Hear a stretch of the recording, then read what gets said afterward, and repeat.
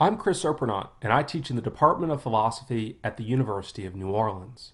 This video is part of my series on human well-being and the good life, and it examines Friedrich Nietzsche's attitude towards conventional views of how individuals believe they ought to live, as expressed in his moral and religious writings. Nietzsche is best known for his proclamation that God is dead, although he does not explicate this claim in any great detail, and its significance to his philosophical position remains uncertain.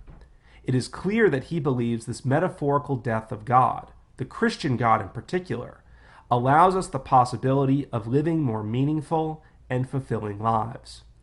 Examining the conditions of this possibility is one of Nietzsche's primary concerns in his discussion of morality. Although Nietzsche takes a critical attitude towards morality and often proudly describes himself as an immoralist, he also emphasizes the need for a revaluation of values and a critical examination of the value of morality itself. In this way, he is able to distinguish discussion of conventional moralities, such as the Judeo-Christian ethic, of which he was a forceful critic, from broader philosophical questions concerning value and the nature of human flourishing. Nietzsche appears to be deeply concerned with these questions of value and believes that the conventional moral frameworks do not address them satisfactorily. For example, he criticizes traditional moral frameworks for the importance they place on asceticism, or the belief that self-denial is at the root of praiseworthy behavior. He claims that ascetic moralities, like those advanced by Plato, Kant, and the Church, encourage individuals to see their desires and passions as things to be overcome and extirpated from our lives if we are to live well or attain salvation.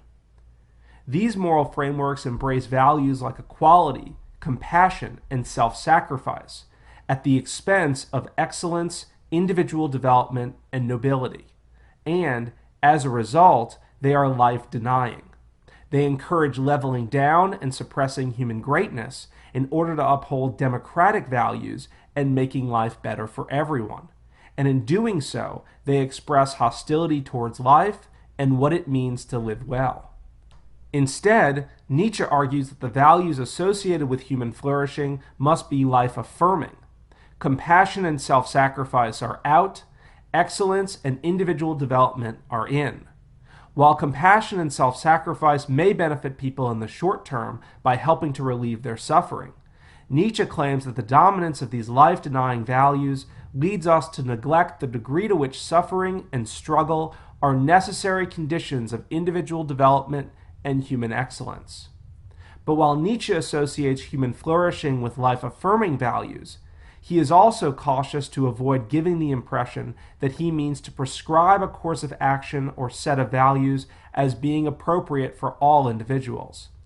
This reluctance to issue universal prescriptions may be best explained by the fact that Nietzsche's skepticism extends beyond particular questions about morality and to more general questions about knowledge and our ability to escape our own perspectives.